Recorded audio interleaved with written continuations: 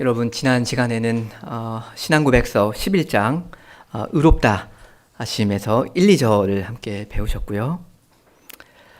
오늘은 3절부터 끝까지를 보겠습니다. 죄인은 오직 믿음으로 의롭다 하심을 얻는다 했습니다. 그 의롭다 하심이라는 이 말, 무슨 뜻이죠? 일단 의롭다 함이 아니고 의롭다 하심 이렇게 존댓말로 했으니까 이건 하나님께서 의롭다 하신다 그 뜻이죠. 근데 의롭다 하신다 하는 거기에서 하신다는 게 무슨 뜻입니까? 정확히 판결하신다 하는 뜻이죠. 하나님께서 너는 의롭다 하는 판결, 그 판정을 딱 내려주셨다 그런 뜻입니다. 이건 하나님을 판사 혹은 재판관으로 보는 거죠. 하나님은 주님이셔서 모든 사람을 선악간에 심판하시고, 그래서 의인은 생명을 주시고 또 악인에게는 영벌을 주시는 그런 분이신데, 하나님께서 어떤 사람을 의롭다 하신다 하는 이 말은 주님께서 그 사람을 보시고 내가 보니까 너는 참 의롭다, 너는 예수만큼이나 의롭다 하는 그런 공식적인 선언을 해주신다 그런 말입니다. 그러니까 이 의롭다 하심, 이건 법적인 개념입니다. 의롭다 칭한다 해가지고 칭의 이렇게 말하기도 하죠. 근데 이 의롭다 하는 그런 판결은 일반 법정에서는 보지 못하는 겁니다. 그죠? 그 법정에서는 어떤 사람한테 죄가 있느냐 아니면 없느냐 그걸 가지고 따지잖아요. 유죄냐 무죄냐. 의로운가 그렇지 않은가 이건 아예 논외로 하지 않습니까? 그런 건 따지지 않습니다. 죄를 따지지 의는 일반 법정에서는 그 논의의 대상이 아닙니다. 근데 성경이 말하는 의롭다 하심은 이 무죄 판결보다 훨씬 더 나아가는 겁니다. 너는 죄 없다 하는 그래서 너를 풀어주마 하는 그런 선고에 그치는 게 아니라 너는 의롭다 땅땅땅 하면서 그런 판결을 하나님이 내리십니다. 그리스도 안에 있는 사람이라면 그렇게 해주십니다. 근데 이런 선언은 오직 그리스도 이분을 믿음으로만 얻을 수 있다 합니다. 그래서 오늘은 이 의롭다 하심에 대해서 계속 배우겠는데요. 이게 저의 어떤 실력이나 이런 게 부족해서 그럴 수도 있고, 여하튼 이게 좀 드라이한 방식으로 이 내용이 여러분한테 전달되는 거, 그런 것도 사실인 것 같습니다.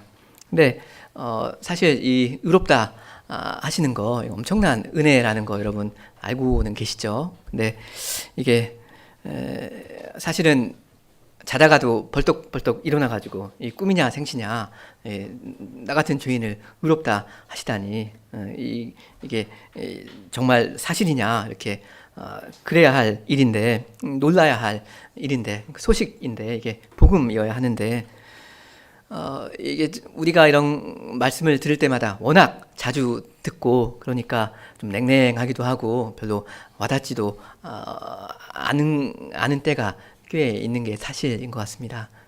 근데 이런 복음이, 놀라운 소식이 그 소식으로 다가오지 않는다면, 그러니까 죄인을 의롭다 하시는 이 놀라운 일이 나한테 놀라운 일이 아니라면 내가 그 의롭다 하시는 교리를 사실 잘 이해하지 못하고 있다, 그런 그 증상이 될지도 모릅니다. 그러니까 여러분 이런 교리를 배우시면서도 자기 마음을 살피시면서 내가 정말 이걸 알고 있느냐, 머리로만 알고 있으면 안 되잖아요. 마음으로 느끼는 게 있느냐, 그런 것을 점검하시면 좋겠습니다. 사실 이 마음에 움직이는 게 있어야지 사실은 그 머리에서도 사실 이해했다는 그 증거가 되거든요.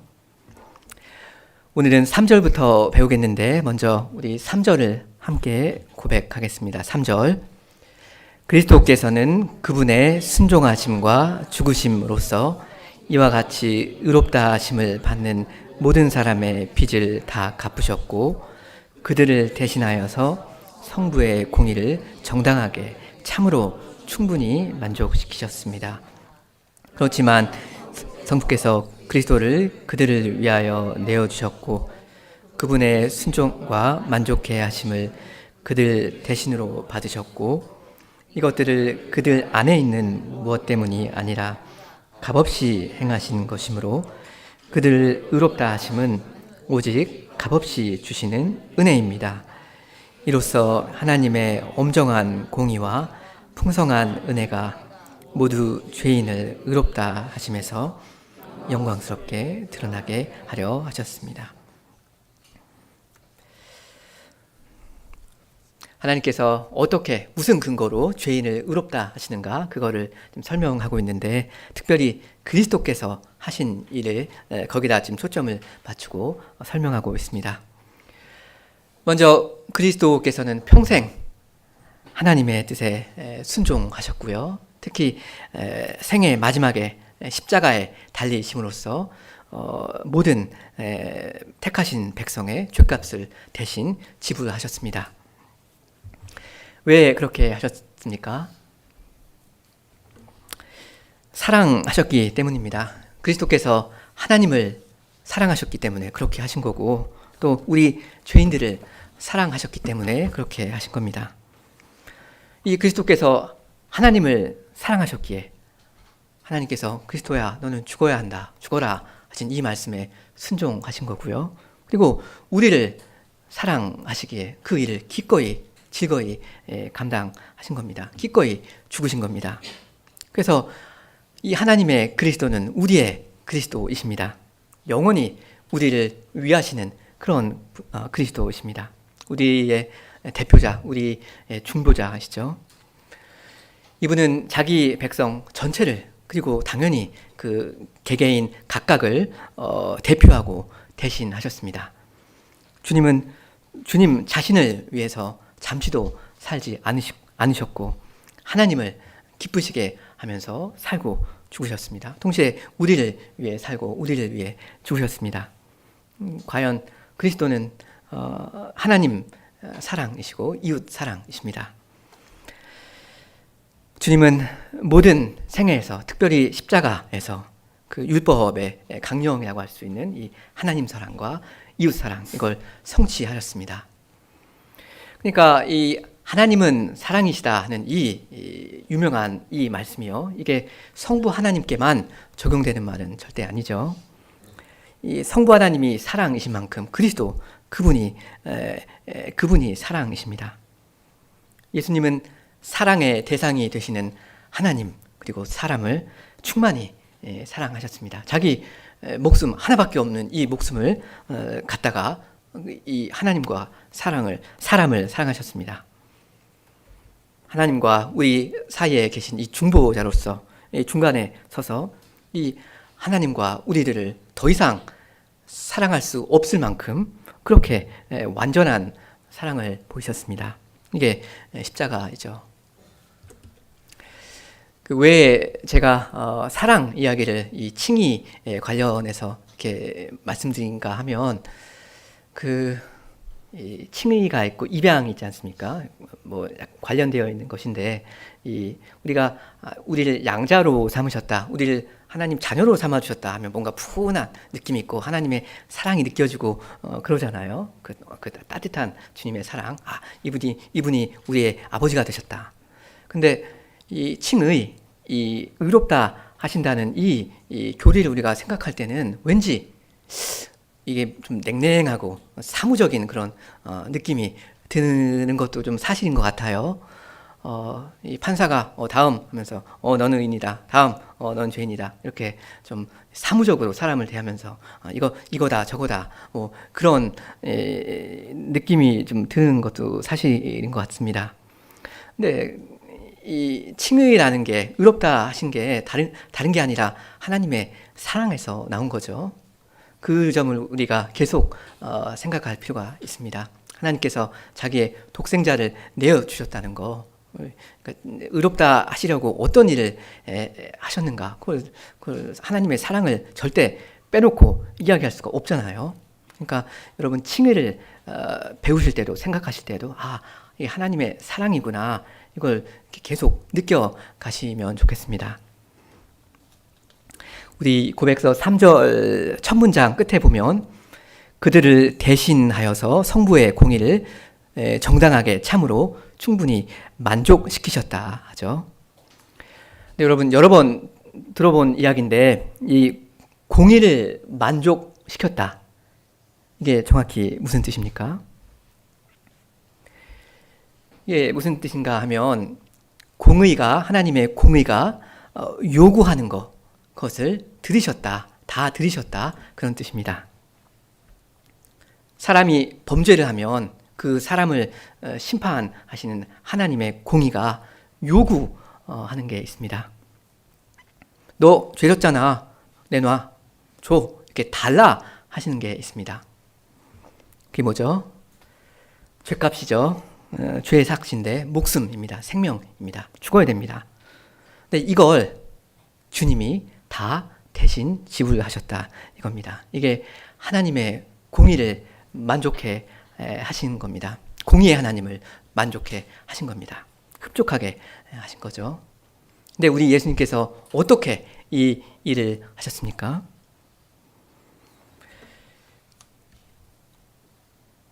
십자가에서 죽으셨죠. 십자가의 죽으심으로 어떤 일을 이루셨습니까? 그게 뭐냐면 하나님의 진노를 가라앉히신 것입니다. 사람이 죄를 범하면 그걸 보고 계시는 하나님은 분노하신다 말입니다. 화가 나셔요. 거룩한 노여움이죠. 그 시편 7편에 이 유명한 말씀 있지 않습니까? 하나님은 의로우신 재판장이시며 하면서 의로우신 재판장이다 하면서 바로 다음에 매일 분노하시는 하나님이시로다. 사람이 회개하지 않으면 그 칼을 저가 가르시며 그 활을 당기어 예비하셨도다. 죽일 기계를 또한 예비하시며 그 만든 화살은 화전이로다. 사람이 죄를 지면 그를 죽일 준비를 하나님께서 하신다. 큰 분노 중에 그렇게 하신다 이거죠. 재판장이시니까. 하나님은 죄에 대해서 분노하시고요. 죄에 대해서 분노하실 뿐만 아니라 죄인에 대해서 분노하십니다. 그 분노 중에 보복을 준비하시는데 좀 더 구체적으로 말하면 뭘 준비하시는가 하면 여기 시편 7편에 따르면 사형 도구를 준비하십니다. 이 사람을 죽일 그 기계를 예비하십니다. 칼을 가시는 거죠. 근데 예수님께서 그 사형을 당하셨다 이겁니다.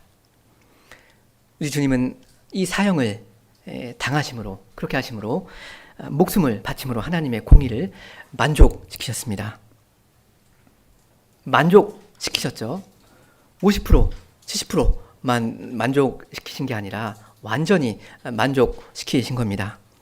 하나님께서 받으셔야 하는 그 죄값을 전부 다 받으셨으니까 이제서야 하나님의 그 진노가 가라앉았습니다. 그러니까 우리 구주 예수님께서 하나님 아버지의 그 진노를 불타는 그 진노를 가라앉히신 건 어떤 다른 방법으로 하신 게 아니고 어떤 하나님을 어떻게 말로 설득시키거나 하나님 화내지 마십시오 이렇게 타일르거나 그런 게 아닙니다. 하나님과 무슨 딜을 하시거나 그런 거 아닙니다. 실제로 죄인들이 당해야 할 그 진노 그걸 예수님 자신이 다 당하신 겁니다. 그렇게 하심으로 하나님의 그 진노를 누그러뜨리셨습니다. 완전히. 또 우리 고백서를 보면 좀 강조돼서 세 번째 줄인가요? 예, 세 번째 줄에 강조돼서 나오는 게 있죠. 성부의 공의를 정당하게 참으로 충분히 만족시키셨다 합니다. 사실 거의 뭐 똑같은 말인데 정말로 만족시키셨다 이거죠. 한마디로 그리스도는 완전한 구주시다, 구원자이시다 하는 말입니다. 십자가에서 죽으시기 직전에 다 이루었도다 하셨잖아요. 정말로 남김없이 예수님은 다 이루셨습니다. 그 대속의 일을 완수하신 거죠. 그걸 우리가 어떻게 알 수 있는가 하면 성부 하나님께서 이 십자가 제사를 다 받아주셨다 하는 걸 보면 우리가 알 수 있습니다. 예수님이 돌아가시기 직전에 뭐라고 하시죠?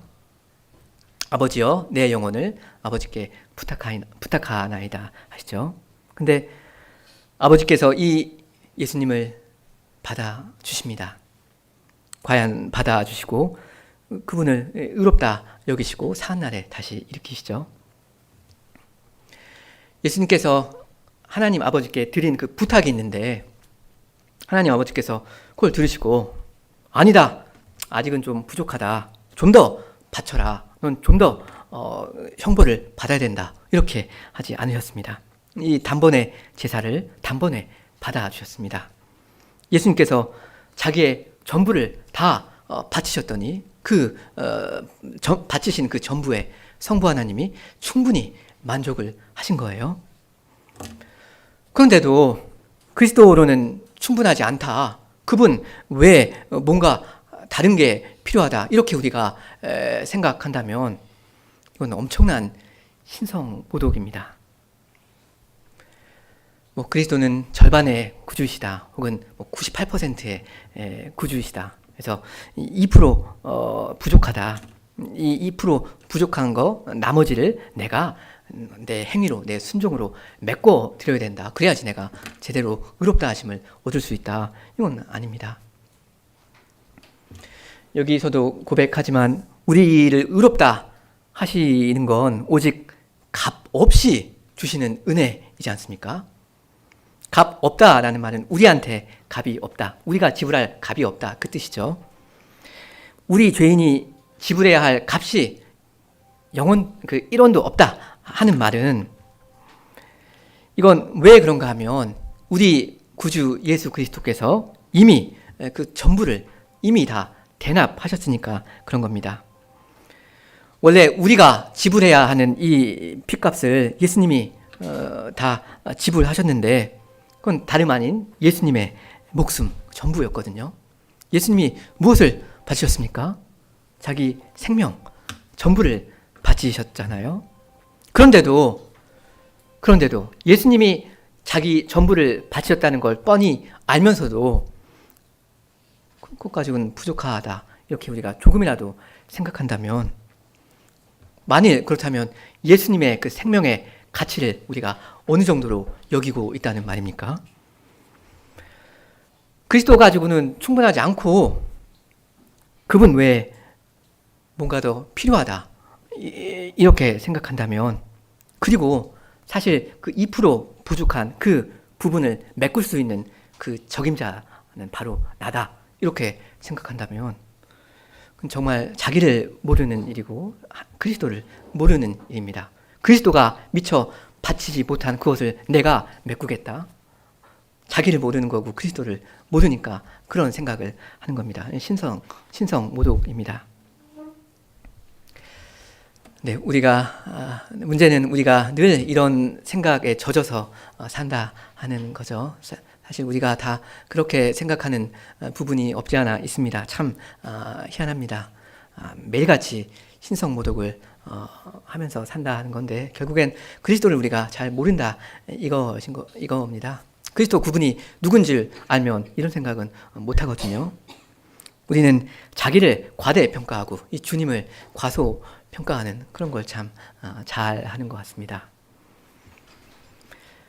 여러분, 그리스도 이분이 우리의 구주이신가, 우리를 구원하시는 분이신가, 아니면 고작 우리와 협력하는 그런 분에 불과하신가, 이건지 저건지 여러분 각자가 딱 결정을 하셔야 하겠습니다.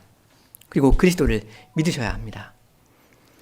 그리스도를 자기 자신의 소유로 삼으시고 이분 외에는 아무것도 구하지 마셔야 합니다. 그리고 우리 고백서 3절에는 그 마지막으로 의롭다 하시는 행위에서 끝에 부분에 하나님의 그 공의와 엄정한 공의와 그 풍성한 은혜, 공의와 은혜가 함께 찬란히 드러난다 합니다. 이 하나님의 그 공의로우심과 이 은혜로우심은 이 하나님의 그 영광의 대표적인 이 두 측면이잖아요. 근데 우리 죄인들을 의롭다 하시는 이 사건에서 이 두 개의 주제가 마치 이 주제가 어떤 어우러진 그 어떤 노래와도 같이 하나님의 영광을 이렇게 찬란히 드러냅니다. 그러니까 이런 은혜를 받은 사람이라면, 하나님의 공의로우심을 알고 하나님의 그 은혜로우심을 아는 사람이라면 그 찬송이 터져 나와야 하죠. 그러려면 아까도 말씀드렸지만 놀라야 합니다. 매일같이 이 복음이 나한테 소식이 되어야 하고 그래야 합니다. 이게 복음이라는 게 대수롭지 않은 평범한 그런 게 되어버리면 자기 얼굴에 찬물을 끼얹어야 합니다. 그 다음 4절 보겠습니다. 신앙고백서 4절은 의롭다 하심을 받는 시점에 대한 이야기입니다. 우리가 정확히 언제 의롭다 하심을 받느냐, 이 이야기인데 우리 같이 고백하겠습니다. 4절. 영원부터 하나님께서는 택하신 사람들을 모두 의롭다 하기로 작정하셨고, 때가 찼을 때 그리스도께서는 그들의 죄를 위하여 죽으시고 그들의 의롭다 하심을 위하여서 살아나셨습니다. 그럴지라도 정신께서 실제로 그리스도를 그들에게 적용시킬 때야 비로소 그들은 의롭다 하심을 받습니다.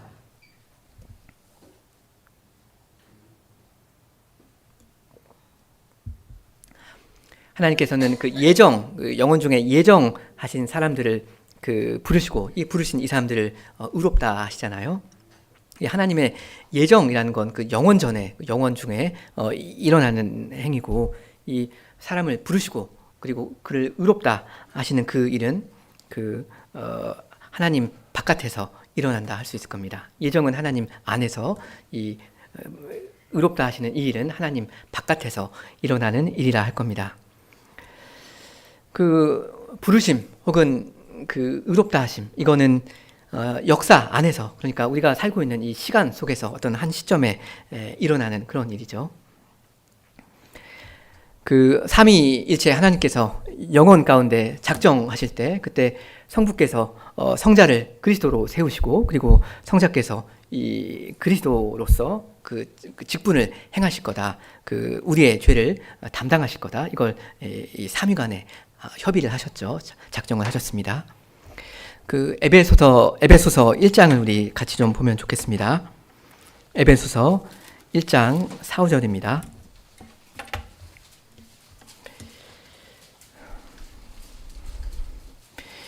이게 의롭다 하시는 그 사건이 어느 시점에 언제 일어나느냐, 그 이야기인데 우리 4, 5절 같이 읽겠습니다. 4, 5절. 곧 창세전에 그리스도 안에서 우리를 택하사 우리로 사랑 안에서 그 앞에 거룩하고 흠이 없게 하시려고 그 기쁘신 뜻대로 우리를 예정하사 예수 그리스도로 말미암아 자기의 아들들이 되게 하셨으니.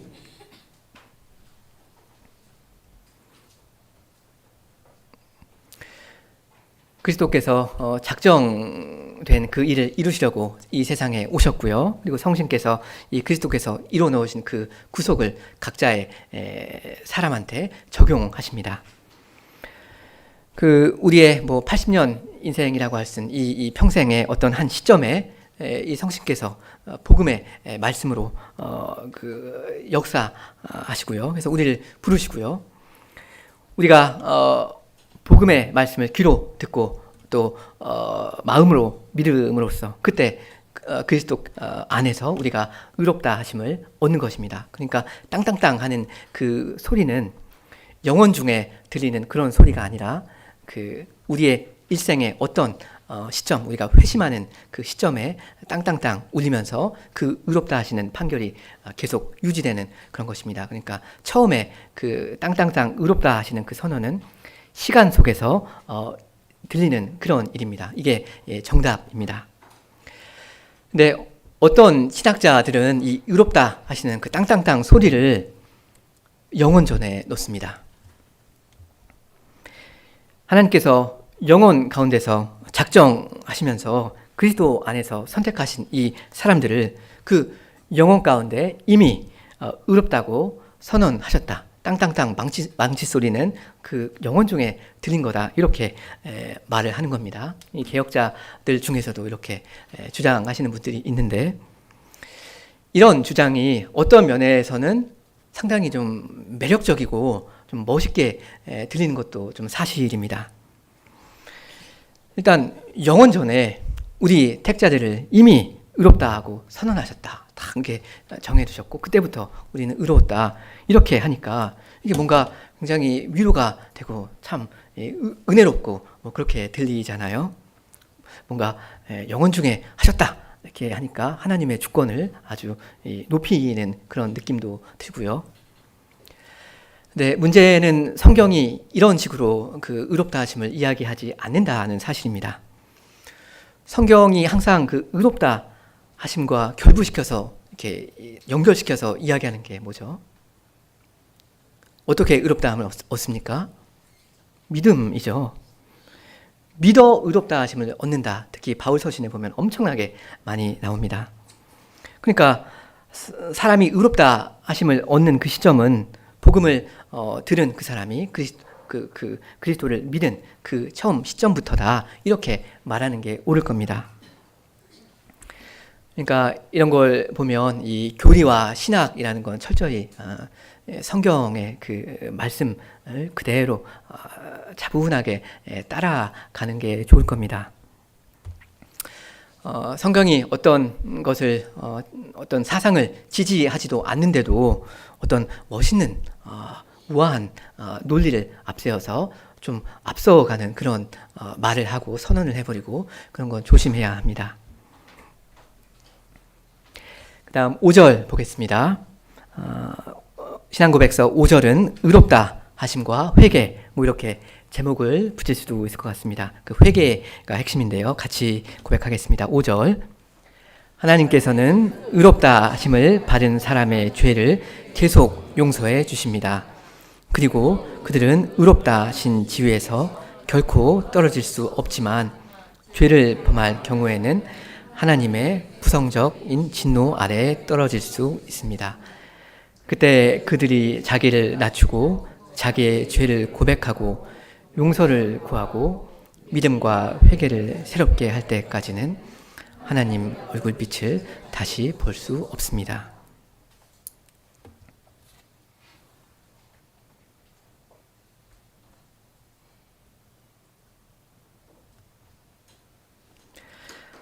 하나님께서 죄인을 의롭다 하시는 그때 우리 모든 죄를 사하여 주시죠. 과거, 현재, 미래 모든 죄를 용서해 주십니다. 맞습니다. 왜 그런가 하면 결국은 그리스도께서 그 우리의 속죄를 위해서 그 온전한 제사를, 영원한 제사를 단번에 드리셨기 때문입니다. 우리 같이 히브리서 9장을 좀 펴보면 좋겠습니다. 히브리서 9장 24절부터입니다.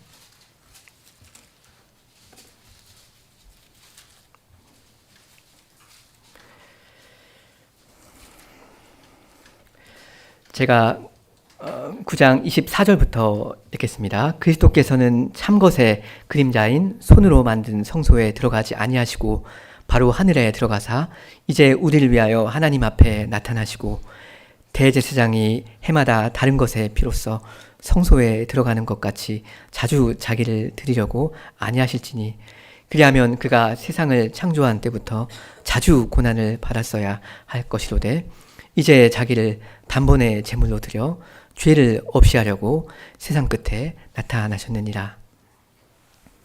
여기 끝에 26절에 자기를 단번에 제물로 드려 죄를 없이 하신다 하시죠. 그리스도께서 십자가에서 2000년 전에 드리신 그 제사는 하나님의 공의를 완전히 만족시켰습니다. 그렇기 때문에 하나님께서는 우리의 죄를 다시는 기억하지 않으십니다. 새 언약 이야기인데요. 다음 장 10장 16절부터 조금 읽겠습니다. 10장 16절부터요. 주께서 이르시되 그날 후로는 그들과 맺을 언약이 이것이라 하시고 내 법을 그들의 마음에 두고 그들의 생각에 기록하리라 하신 후에 또 그들의 죄와 그들의 불법을 내가 다시 기억하지 아니하리라 하셨으니 이것들을 사하셨은즉 다시 죄를 위하여 제사 드릴 것이 없느니라.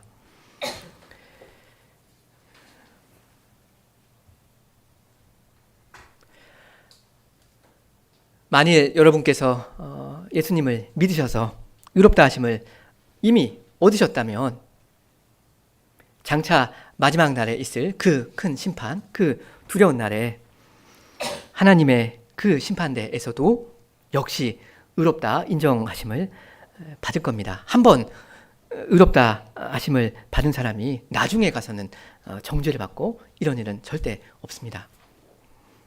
다시 말하면 이 의롭다 하시는 그 선언이 계속 유효하다 하는 겁니다. 마지막 날에는 공적인 심판이 다시 한번 있죠. 그러니까 하나님은 그 어떤 심판을 번복하시는 일이 없습니다. 뭐 세상에서는 뭐 이렇게 오심도 있고 그래가지고 뭐 잘못 판결도 내리고 뭐 그러기도 하는데 하나님은 한 입으로 두 이야기 하지 않으시잖아요. 그래서 그 로마서 8장 1절에는 바울이 이렇게 말합니다. 그리스도 예수 안에 있는 자에게는 결코 정죄함이 없다. 그리스도 안에 있으면 그 사람한테 정죄함이란 없는 것입니다. 이것을 우리가 확실히 믿어야 하고요.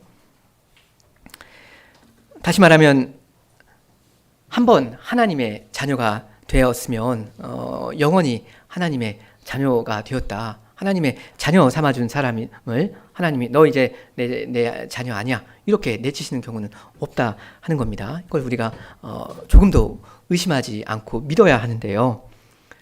근데 그렇다고 해서 내가 일단 하나님의 자녀가 되었으니까 이 하나님 아버지께서 나의 모든 행동을 마냥 다 승인하시고 마냥 그냥 귀엽게 봐주시기만 하는가 하면 그렇지 않다 이겁니다.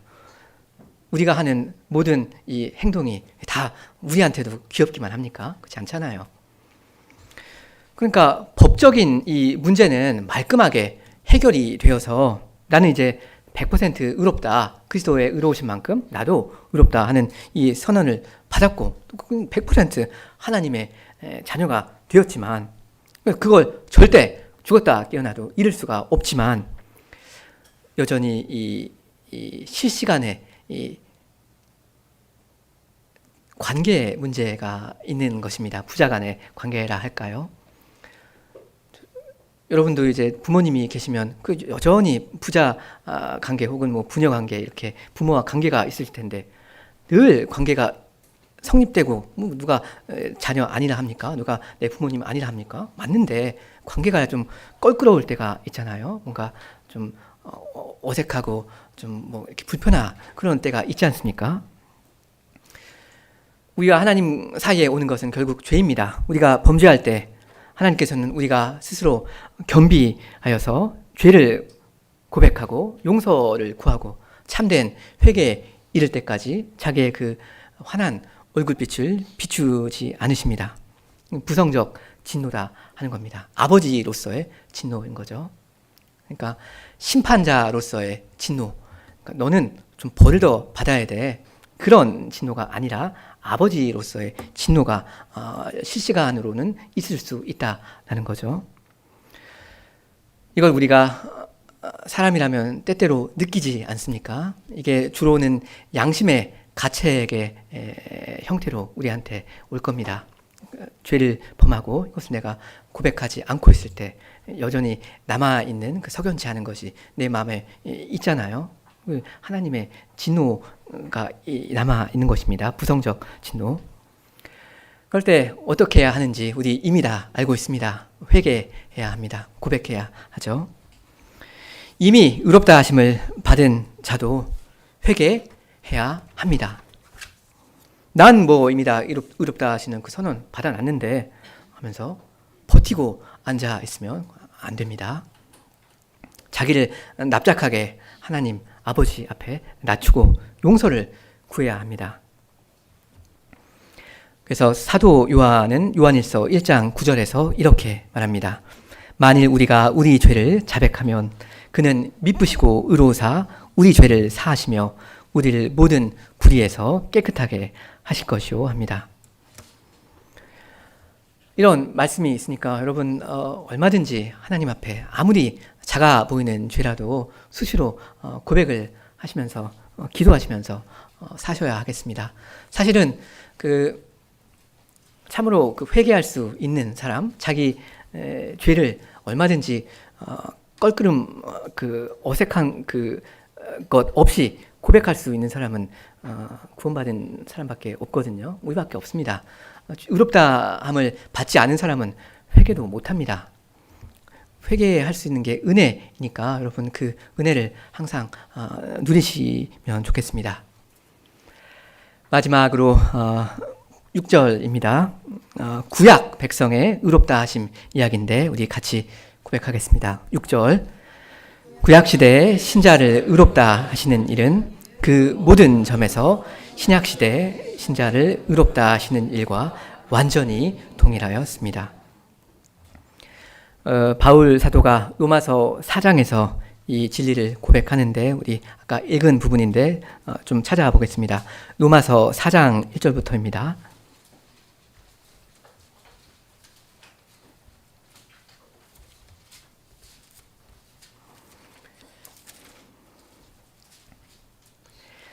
우리 4장 1절부터 9절까지 함께 고백하겠습니다. 1절부터 9절 낭독합니다. 그런즉 육신으로 우리 조상인 아브라함이 무엇을 얻었다 하리요? 만일 아브라함이 행위로서 의롭다 하심을 받았으면 자랑할 것이 있으려니와 하나님 앞에서는 없느니라. 성경이 무엇을 말하느냐? 아브라함이 하나님을 믿음에 그것이 그에게 의로 여겨진 바 되었느니라. 일하는 자에게는 그 삭시 은혜로 여겨지지 아니하고 보수로 여겨지거니와 이를 아니할지라도 경건하지 아니한 자를 의롭다 하시는 이를 믿는 자에게는 그의 믿음을 의로 여기시나니 일한 것이 없이 하나님께 의로 여기심을 받는 사람의 복에 대하여 다윗이 말한 바 불법이 사함을 받고 죄가 가려짐을 받는 사람들은 복이 있고 주께서 그 죄를 인정하지 아니하실 사람은 복이 있도다 함과 같으니라. 그런즉 이 복이 할례자에게냐 혹은 무할례자에게도냐 무릇 우리가 말하기를 아브라함에게는 의로 여겨졌다 하노라. 지금 바울이 믿음으로 의롭다 하심을 얻는 이 이야기를 하잖아요. 근데 그 예로서 누구를 지금 제시하고 있습니까?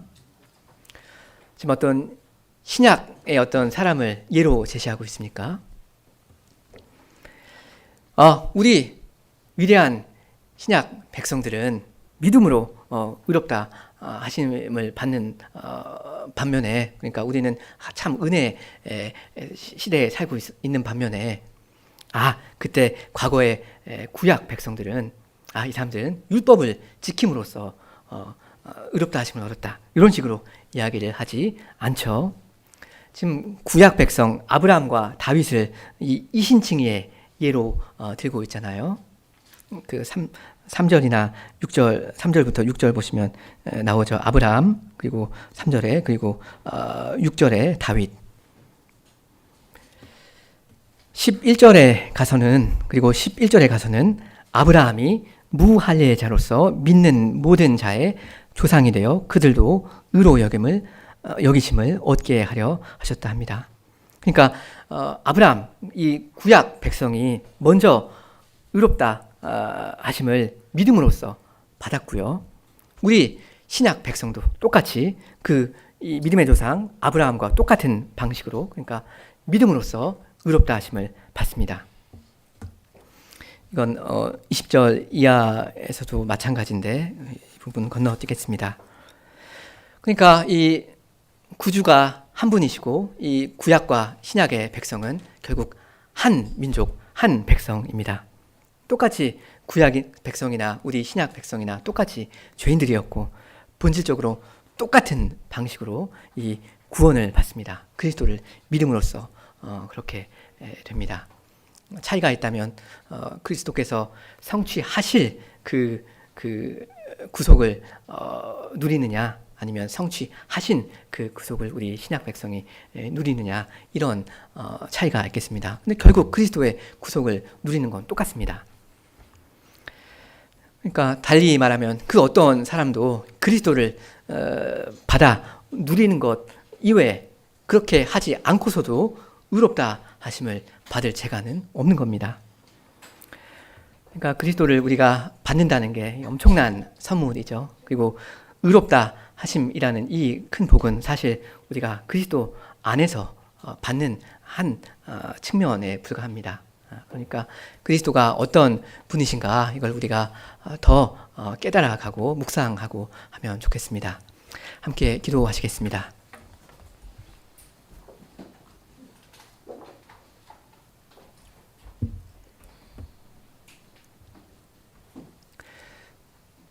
은혜가 풍성하신 하나님 아버지, 이렇게 죄가 많아서 그 죄 가운데 살며 어찌할 수 없었던 그러한 사람들을 주께서 사랑하시고 저에게 예수님을 보내주셔서 저희가 이 그리스도를 믿음으로 말미암아 저희의 모든 죄가 사함을 받고 저희가 그리스도의 의로우신 그만큼 의롭다 하시는 그 선언을 받게 하여 주셨사오니 하나님의 이 넘치는 은혜와 사랑에 감사를 드리옵니다.